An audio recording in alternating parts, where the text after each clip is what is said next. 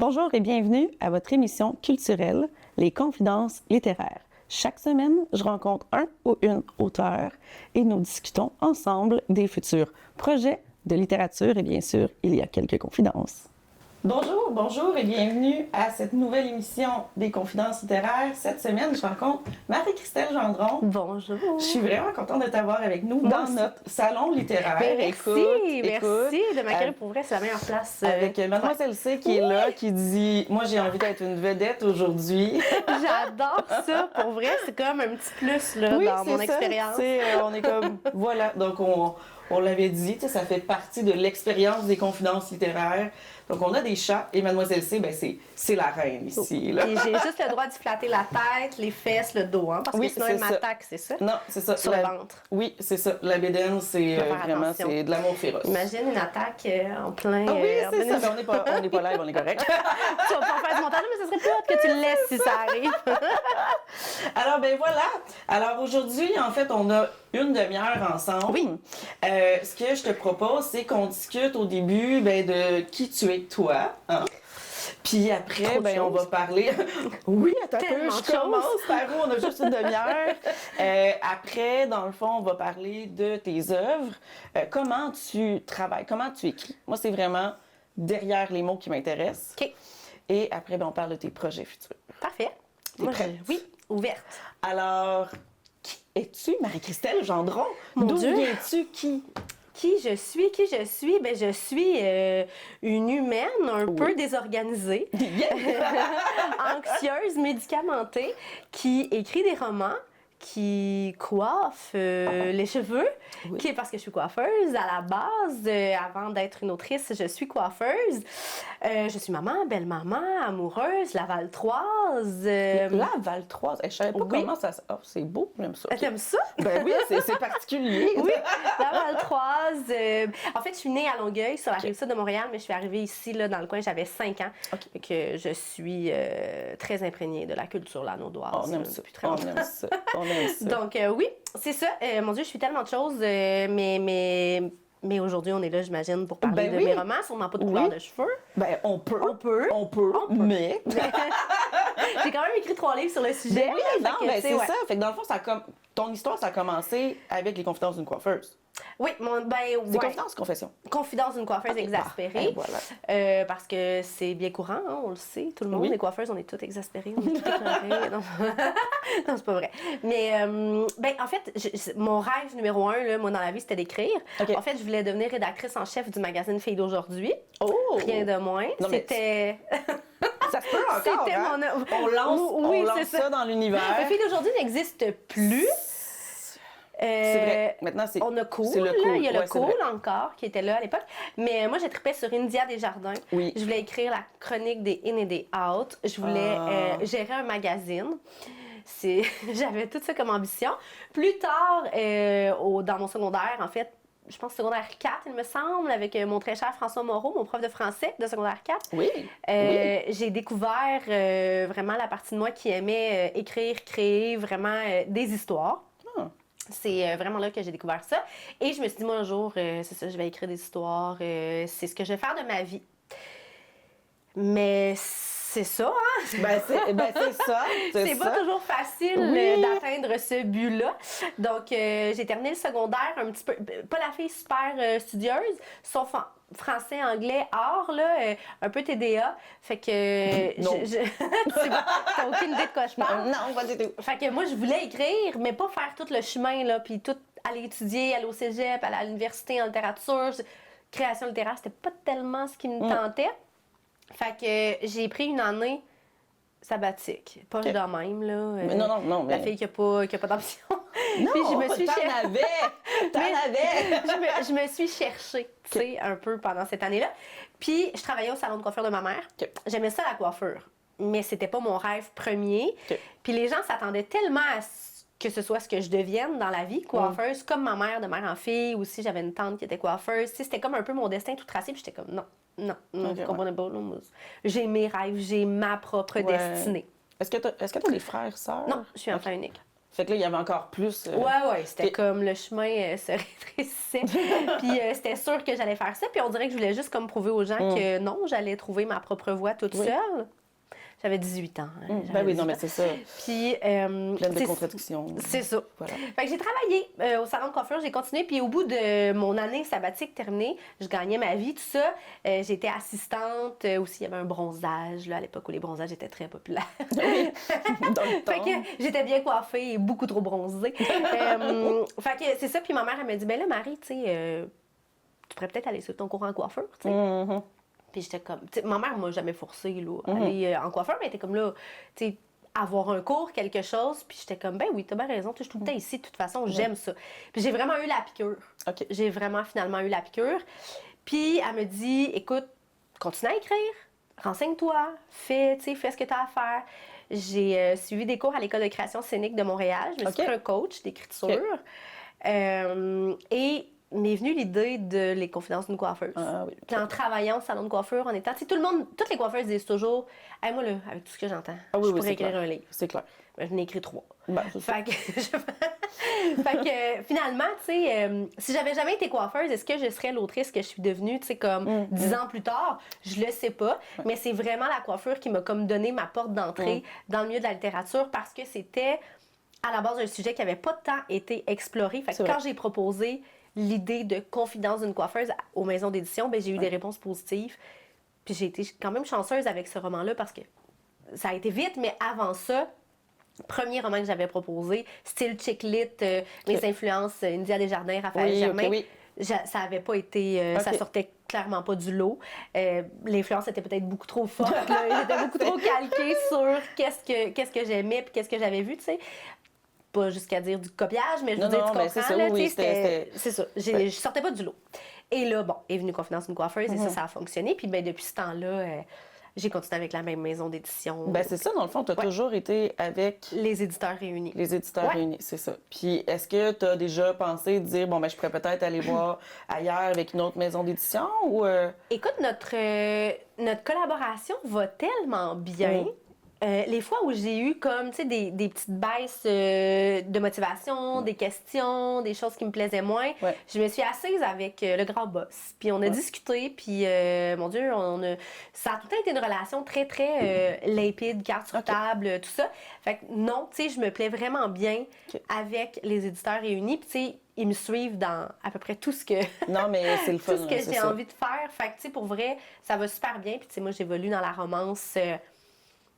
romance feel good, mais dramatique aussi, tout ça. Fait que peu importe la romance que je propose, ils sont assez ouverts. Là, oui, puis tu sais, je veux dire, cette maison d'édition-là te connaît aussi, puis ça va avec leur ligne directrice. Exactement. On a vraiment comme un... Tu sais, peut-être que si je me mettais à vouloir écrire de l'horreur éventuellement... Oui, c'est ça. Mais là, tu sais, c'est ça. Dirait, oui, non, oui. On va peut-être... Ben, tu sais, peut-être qu'ils diraient, ben allez, on va faire une collection juste pour toi. Je serais surprise, mais quand même, tu sais, je veux dire, je leur en parlerai. Avant, oui, c'est ça. Même, si jamais. Oui, c'est ça. Écoute ça. Mais non, mais écoute, là, t'es rendu à combien de livres? Ben là... Publiés, mettons, là? Ouais. Il était une fois en octobre, c'était mon 11e roman. Quand même, hein? Ouais. C'est fou, là. 11e en combien d'années? En 9, presque 10 ans. Donc, c'est minimum un livre par année. Oui. Ouais. Mais tu sais, si on regarde les Marie Potvin là, et Marie-Lou Addison, ils en font bien plus, là, eux autres. On dirait que je suis tout le temps gênée quand on me dit hey, c'est fou, mais pas non, tant, mais là, un roman par année. Plus. Non, mais c'est parce qu'un roman par année, tu sais, en connaissant tout l'univers des maisons d'édition, ben, il faut qu'il y ait l'équipe pour le corriger, ton manuscrit. Il faut que tu aies le temps de faire tes corrections. En fait, c'est pas on le dit, là, c'est pas l'écriture qui est le plus difficile. C'est le travail éditorial. C'est le travail éditorial. Oui. C'est après ça, c'est quand tu reçois tes corrections que là, c'est du travail. Puis là, c'est OK, ben là, on met la main à la pâte, on travaille là-dessus. Parce que l'écrire, c'est le gros fun, là. Oui. Tu sais, tu t'en vas dans n'importe quelle direction, tu te dis au pire, mon éditrice va me ramener à la Oui, c'est ça. Fait que, tu sais, ça, c'est le gros fun. Dans la patente, c'est ça, puis quand il sort. Parce que pour vrai, le travail éditorial, pas que c'est pas le fun, je le fais, puis j'y prends de plus en plus plaisir en vieillissant, mais je me connais plus aussi, tu sais, puis j'ai développé des techniques, des façons plus efficaces, peut-être, tu sais, de travailler. Mais c'est challengeant. Ah oui, c'est challengeant, puis tu sais, tu as écrit ton roman, puis là, toi, t'es comme ailleurs. Là. Tu serais déjà dans ton autre histoire. Mais là, il faut que tu le retravailles. Puis là, ton éditrice te challenge. Puis ouais, mais là, ce passage-là, puis là, tu reviens dedans, mais tu as vraiment le cerveau ailleurs. Reste que, tu sais, les auteurs, mais ça reste que c'est très constructif. Oui, il faut le voir comme ça. Je pense que quand on s'entend qu'écrire un livre, là, c'est des heures et des heures qu'on a passé dessus. Et on est comme dans notre monde, on n'a pas la distance versus la personne qui va faire les notes éditoriales, qui va faire vraiment le travail. Puis là, on parle pas de la révision linguistique, là, on parle vraiment de la révision éditoriale.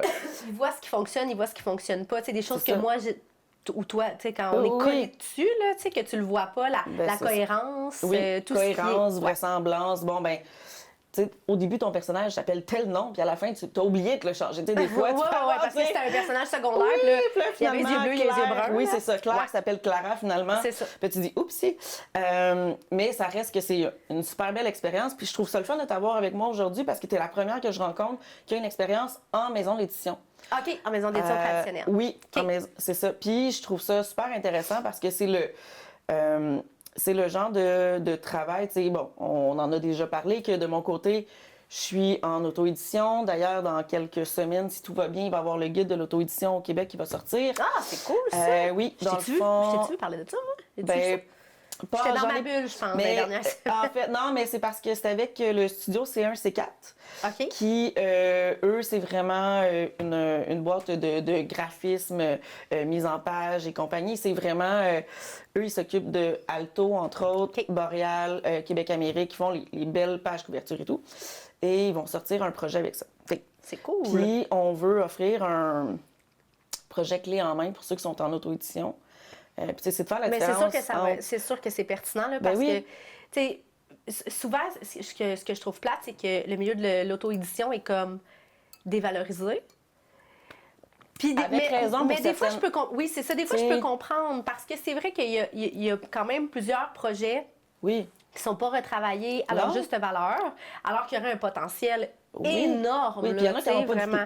Oui, mais... de manière tout à fait... Mais, je veux dire, peu importe ça, par exemple, le gage de qualité n'est pas nécessairement relié à une maison d'édition ou non. Pas du tout. Je pense qu'il faut y aller avec des maisons d'édition sérieuses qui prennent soin de leurs auteurs, qui écoutent leurs besoins. Ça, c'est dur à trouver au départ quand tu sais pas où te lancer, tu sais pas trop. C'est ça. Tu sais, t'es novice, il n'y a pas un guide, tu sais, toi tu parles un projet clé en main, mais même quand tu es avec une maison d'édition traditionnelle, il n'y a pas de guide, là, tu arrives là, puis tu sais pas, là, tu sais... C'est ça. C'est souvent le problème, c'est que les gens qui s'en vont en auto-édition, ils ne savent pas nécessairement où aller. Ils savent pas par où commencer, ils vont s'en aller, ils vont se faire avoir. Il y en a qui m'ont, tu sais, j'ai eu des histoires d'horreur de gens qui s'en allaient publier en France, là, tu sais. Ils sont comme, j'ai publié avec une maison d'édition en France, mais c'est mais ça veut pas, c'est ça, ça peut être boboche, là. Oui, puis c'est parce que c'est les coûts aussi, tu sais. Ça ramène, c'est ça, tu sais. Puis il faut comprendre que c'est la différence entre auto-édition et auto-publication. Oui, c'est ça. Parce que monsieur, madame, tout le monde qui publie leur mémoire puis qui imprime ça dans leur salon, c'est pas la même chose que un livre en auto-édition, tu as une équipe qui travaille avec toi, tu sais. Puis c'est ce que je veux expliquer aussi dans ce projet-là. Fait que, tu sais, moi, j'aimerais ça, un jour, dire « Hey, je travaille avec une maison d'édition », puis continuer à faire mes projets personnels en auto-édition pour pouvoir voir, tu sais, les deux côtés. J'ai vraiment envie de voir ça. Mais là, parle-moi de ce qui s'en vient. Ben, de un, là, j'ai envie que tu me parles de « Il était une fois en octobre ».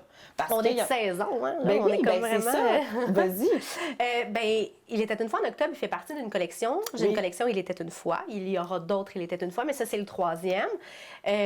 En fait, Il était une fois en octobre. Pourquoi octobre? Mais j'avais fait décembre. Oui, bien Deux fois plutôt qu'une. Ah, OK, oui. Et c'est dans le même univers. Moi, mes romans se passent pratiquement toujours dans la Naudière. Moi, j'aime ça faire découvrir des endroits. Absolument. Fait que, j'ai créé Il était une fois. Ça se passe à Repentigny, sur le bord du fleuve. Genre tout près du parc de l'Île-Lebel, boulangerie Marie-Pain, les restaurants sur Notre-Dame, tout ça. Puis j'avais fait mes descentes dans cet univers-là, un dans un bistrot, un dans une pâtisserie. Et là, j'étais en train de travailler sur un projet, celui que je viens de terminer, en fait, qui va paraître en avril prochain.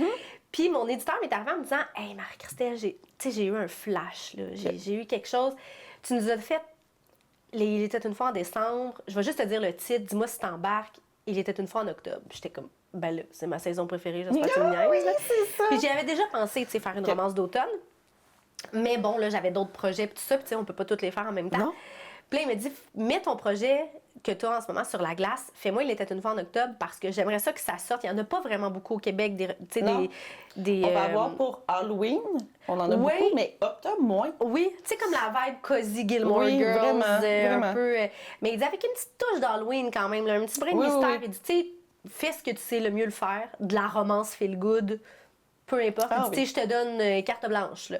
Mais il dit, tu sais, dans le même univers, small town romance, dans ce que tu t'es habitué de faire. Puis j'étais comme, OK, let's go, oui, certain. J'avais déjà réfléchi à un scénario. Fait que j'ai juste repris mon univers de décembre. Puis je me suis comme fait plaisir. J'ai repris l'univers d'Un été à l'auberge que j'ai écrit, qui est sorti en 2020, qui n'avait pas eu, je trouvais, la visibilité escomptée parce que c'était en pleine pandémie. Il a super bien sorti, mais je veux dire, il n'y a pas eu une durée de vie hyper longue parce que il est sorti, écoute, le 21 mars 2020. Ah oui, OK, donc c'est ça. J'ai cancellé mon lancement, là, c'était mon 4e roman. J'ai cancellé mon lancement comme 2 jours avant. Il était partout en librairie, les gens pouvaient l'acheter en ligne, mais un coup que il était sold out, mettons, là, il n'y avait pas de réapprovisionnement possible. Puis tous les romans avaient été mis sur pause. Toutes les sorties avaient été mis sur pause, reportées, sauf le mien. Fait que là, quand tout a réouvert, il y a eu une batch de romans, puis là, le mien a comme... Blah. Fait que ça, là, ça m'avait fait de la peine. Fait que j'étais comme, écoute, il y a des affaires plus que ça dans la vie. Mais quand t'as passé un an à écrire un roman, c'est un peu avec celui-là que je faisais mes preuves en romance. Parce que moi, j'avais fait dans l'humour, tu sais, 3 tomes, Confidence d'une coiffeuse, dans l'humour punché. Les gens me connaissent un peu comme ça, ces réseaux sociaux aussi. Fait que, tu sais, j'étais comme, l'humour, c'est un peu c'est mes pantoufles, tu sais. Puis là, tu sais, je faisais comme mes preuves en romance, feel good, tout ça, un peu plus sentimental. Fait que j'étais comme vraiment déçue. Puis là, il y a des années plus tard, 5 ans plus tard, là, j'étais comme, hey, moi, je ramène mon été à l'auberge. Puis ça se passait à la Valtrie. Puis décembre se passe à Repentigny, fait que j'ai comme... Tu t'es dit, on va prendre les deux. Oui, je prends les deux. Ah oui, j'aime ça. Fait que, tu sais, dans le fond, Milan, mon personnage, s'en va travailler à l'auberge d'un été à l'auberge. Fait que, tu sais, ça m'a comme ramené plein de personnages de plusieurs de mes romances en personnages secondaires. Puis, bon, l'ambiance d'automne, la vibe un peu mystérieuse, tu sais, je voulais pas tomber dans l'horreur. Je voulais tomber dans la vibe cozy mystery. Oui. Puis, à travers tout ça, il y avait un sujet que j'avais vraiment envie de parler, puis c'était le cancer du sein. J'ai une amie qui a traversé un cancer du sein, qui va très bien aujourd'hui, mais que ça a été toute une épopée, puis c'était en pleine pandémie. Puis j'avais envie de parler des traumas liés à la vision du corps. Le corps qui change. Elle n'avait pas eu de reconstruction, puis ça a été quelque chose... Elle était célibataire. Dater, quand t'as pas eu de reconstruction, puis c'est challengeant. Il y en a qui vont dire que c'est superficiel, là, mais clairement que c'est tough en chien. Puis j'avais envie d'aborder ça. Puis là, il était une fois en octobre. Le mois d'octobre, c'est Octobre Rose. Oui, c'est ça, le mois de sensibilisation du cancer. Fait que c'était comme tout était dans tout. T'sais, on dirait que j'ai réfléchissais, puis tous les éléments c'est ça. Fait que j'ai tout amalgamé ça, puis ça a donné Il était une fois en octobre, dont je suis très fière, parce que j'avais jamais fait de cozy mystery. Mais c'est le fun, ça. Oui, il y a comme une petite ambiance fantomatique. Mais je sais que Là, est-ce que je l'ai mis là? Je l'ai même pas mis là. 1000 fragments de nous a eu un succès fou, là. C'était vraiment inespéré. C'est incroyable. J'aimerais ça que tu me parles de celui-là un peu. Oui, ça, c'est celui juste avant. Il va avoir un an au mois de novembre. Parce que je trouve qu'il y avait quelque chose de particulier aussi dans ce roman-là. Oui, il y avait un petit effet fantomatique aussi. Oui. Mais c'était très différent dans le sens que ça a été vraiment naturel oh mon Dieu. Naturel, mais souffrant. C'est l'histoire, tu sais. C'est un fait vécu. C'est ça. C'est ce qui est particulier dans cette écriture-là, puis qui peut être un peu plus difficile dans la rédaction. C'est le roman que j'ai eu le plus de difficultés à écrire. Et heureusement que c'était mon 10e roman. Fait que j'en avais déjà 9 autres derrière la cravate parce que pour vrai, j'aurais pas eu l'expérience d'écrire ce genre de roman-là il y a 5, 6, 7 ans. Oui, puis celui-là, on est vraiment dans quelque chose de sérieux. Là. On n'est pas... non, il n'y a pas d'humour. C'est pas vrai parce qu'il y a quand même des relations d'amitié. Moi, en fait... le 22 avril 2020, l'amoureux de ma grande amie est décédé d'un accident de travail, tragiquement, en pleine pandémie. Un père de famille, l'amoureux de Caroline, ils étaient ensemble depuis 12 ans à l'époque. On a reçu cette nouvelle-là un mercredi matin. Je vais m'en souvenir toute ma vie. Puis je me suis un peu déconfinée à ce moment-là pour être présente pour Caroline parce que, là, tu sais, c'est bien beau, là. Je veux dire, c'est ça. On est une gang d'amis tissés serrés depuis une vingtaine d'années. Oui. Puis, fait qu'on on a vraiment, on l'a accompagné dans ce deuil-là. On a eu notre propre deuil. Ça a été vraiment tough. Et au détour d'une conversation puis de beaucoup de vin consommé, je me rappelle pas si c'est elle ou si c'est moi, mais tu sais, ça a été abordé sur le sujet parce que moi, j'avais écrit Ma famille recomposée, qui est une autofiction, qui est vraiment mon histoire de famille recomposée. Puis je me souviens que mon amie, elle m'avait dit hey, « J'aimerais tellement ça que les enfants, tu sais, aient quelque chose. Tu sais, je leur raconte, on regarde des vidéos de papa, on regarde des photos, mais tu sais qu'il y a quelque chose de tangible, qu'un jour, ils vont pouvoir l'ouvrir quand bon leur semble. Puis ils vont replonger dans notre histoire d'amour, dans notre histoire de famille. Puis j'étais comme, ben, t'as-tu envie que je le fasse? Puis je pensais que tu me le demanderais jamais. Tu sais? Puis j'étais comme, OK, mais comme je propose le projet à mon éditeur. Puis, tu sais, ça, on en a parlé comme 2 ans avant que finalement ça voie le jour. Puis ça faisait juste 2 ans, 3 ans que Patrick était décédé. Ouais. C'était tôt quand même. Éventuellement, je l'ai parlé à mon éditeur, puis il était un peu frileux. Okay. Tu sais, tu vas m'écrire un livre qu'on sait déjà que le protagoniste masculin meurt à la fin, tu sais. Lui, il était comme... Il y avait une façon, tu sais, un peu de... Ça l'inquiétait un peu. Puis finalement, je l'ai convaincu. Et heureusement, parce qu'il m'a donné raison. Il m'a dit, écoute, si tu veux me faire des drames, ma petite drama queen, il n'y a pas de problème. J'étais comme, OK, oui, ça me tente. Justement, là, c'est ça, là, tu sais, ma collection de 3 qui est un peu plus sentimentale, dramatique, mais pas comme 1000 fragments. Mais j'étais comme, ça va me faire plaisir, mais j'aimerais quand même ça que plus avoir d'amis qui meurent. Oui, c'est ça. On va y aller de même, là. J'aimerais ça plus écrire de faits vécus de cet ordre-là. Parce que c'est le roman, en fait, dont je suis peut-être pas le plus fière, mais ben quand même d'avoir mené à terme parce que j'ai trouvé ça vraiment tough, ça a été vraiment souffrant, mais que j'aurais aimé ne jamais écrire. Oui, c'est ça, c'est ça. Fait que c'est comme assez contradictoire. Mais oui, il y a eu un très beau succès. Non, mais c'est fou, là. Ça fait combien de fois qu'il a été en 4 fois, je pense. Il me semble que ça a été 4 réimpressions. Il est en réimpression là, actuellement, 1 an plus tard encore. Vraiment, pour vrai... Pour vrai, quand les gens viennent me voir, c'est comme « Ah, je cherche une petite romance, un peu douce. » J'aime ça pleurer. Je suis comme... Ah, là, tu vas pleurer. Ouais, il y a des choses que tu vois. 1000 fragments de mots, voilà. Puis là, les gens, c'est comme « OK, ben je vais vraiment... OK, c'est bon. » Puis ils partent avec. Je suis comme « Excellent. » Mais c'est doux aussi. Mais c'est ça, oui, tu pleures, mais je veux dire, j'ai pas axé ça que sur le drame, là. C'est doux aussi. Il y a la reconstruction de Jade dans le roman.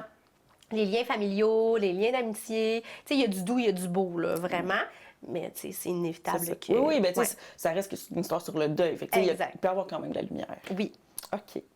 Écoute, il nous reste pas beaucoup de temps ensemble. Ah, j'ai vu ça, Il nous reste pas beaucoup de temps. Là, tu demandes à une coiffeuse de venir te jaser, ça se peut que... Édition spéciale, 2h30. Oui, c'est ça.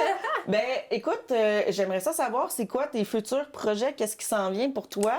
Ben là, écoute, il y a un projet que j'ai pas le droit de révéler, là. Il y a quelque chose de vraiment hot qui s'en vient, là. Je vous dirais au début de l'année 2026.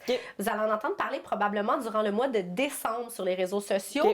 Donc ça s'en vient. Je viens de remettre un roman, le premier d'une collection de 3 qui sont des romances sentimentales, un peu dramatiques, quand même très poignants, sur des sujets lourds. Le premier tome aborde les relations toxiques, le deuxième, agression sexuelle, et le troisième, grossesse non désirée. Ah petite chose comme ça. Mais ça reste doux quand même. Ce n'est pas que axé sur la douleur et les émotions vives, là. Il y a beaucoup d'émotions, mais ça reste doux. J'amène ça ailleurs. Oui, c'est ça. Ouais, c'est des sujets qui me touchent, puis c'est des jeunes adultes. Fait que ça aussi, là, tu sais, moi, je suis habituée d'écrire, mes personnages sont établis dans la vie. Là, c'est des personnages de 22, 23 ans. On parle pas de la même chose. Premier amour qui bouleverse puis qui chavire. Ben, ça s'en vient, Oui, le premier s'en vient au mois d'avril 2026. On s'en va en 2026, hein? On s'en va en 2026. Oui, c'est ça. Fait qu'avril prochain, là, le premier tome de ma collection devrait voir le jour. Wow! Fait que là, dans le fond, toi, dans la prochaine en fin septembre, tu t'en vas au Salon du Saguenay? Oui, dans 2 semaines, Salon du Livre du Saguenay. Oui. Après ça, je vais être Rimouski, Montréal. Puis après ça va aller en 2026. Quand même. C'est des gros salons qui s'en viennent. Oui, mais c'est le fun. Oui, ben c'est très agréable d'aller voir les gens. Oui, tellement. Ben, écoute, est-ce que tu aurais un mot, mettons, pour décrire ta carrière, mettons, un mot, là, qui représenterait ça? Qu'est-ce que... Oh mon Dieu, un mot? Mais là, ça serait doux chaos. Ça fait 2. Oui. C'est correct. Mais j'ai coulé mes mathématiques. Faites-en pas, moi, c'est 1 + 1 = nuage. J'adore, alors, c'est beau ça. Ben, merci, Marie-Christelle, d'avoir été là. Merci à toi pour l'invitation. Fait qu'on peut retrouver tes livres sur les libraires. On peut les avoir ici, bien sûr, aux Confidences. Mais là, faut le dire. Ben oui, ben c'est ça, mais tu sais, les gens peuvent les trouver. Sur le site de mon éditeur aussi. Oui, sur le site des éditeurs réunis. Ils peuvent te contacter directement pour savoir où les trouver. Oui, je réponds te toujours. jaser et te suivre sur les réseaux sociaux, absolument. Exactement. J'adore tes capsules, c'est ça. Merci. C'est hilarant, j'adore t'es ça. fine. J'adore ça.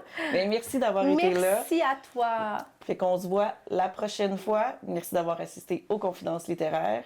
Merci.